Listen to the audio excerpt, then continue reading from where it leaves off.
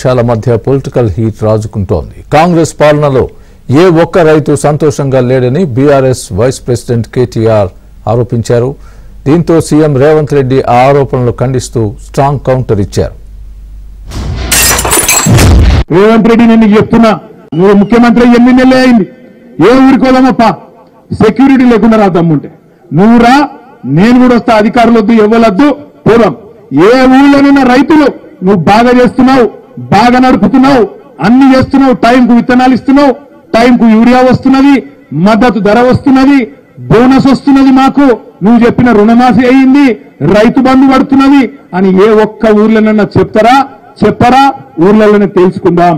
10 ఏళ్ళు మిమ్మల్ని దోసుకతిన్నారు, కాకులాక గద్దల్లాక మీ రక్త మాంసాలను పీల్చి పిప్పి వేసిన ఈ సన్నాసులు మళ్ళీ ముసుగులో దొంగలు ముసుగేసుకొని ఇవాళ మళ్ళా మీ దగ్గరకు వచ్చి మభ్య పెట్టాలని చూస్తున్నారు.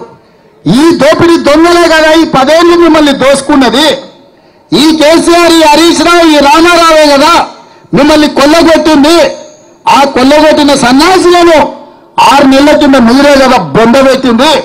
మరి ఆ బొందబెట్టిన వాళ్ళను మళ్ళా గ్రామాలకు ఎట్లా రాణిస్తున్నారు మీరు ఒక్కసారి ఆలోచన చేయమని రైతులకు విజ్ఞప్తి చేస్తున్నా. 10 ఏళ్ళు ఎలుగబెట్టిందని, 10 ఏళ్ళు తెలంగాణను తలగబెట్టినోడు 10 నెలలు కాకముందే ఈ ప్రభుత్వం మీద పడి ఏడుస్తున్నాడంటే కాంగ్రెస్ పార్టీ కార్యకర్తలు గ్రామాలలో ప్రజలకు వివరించాల్సిందిగా కోరుతున్నా.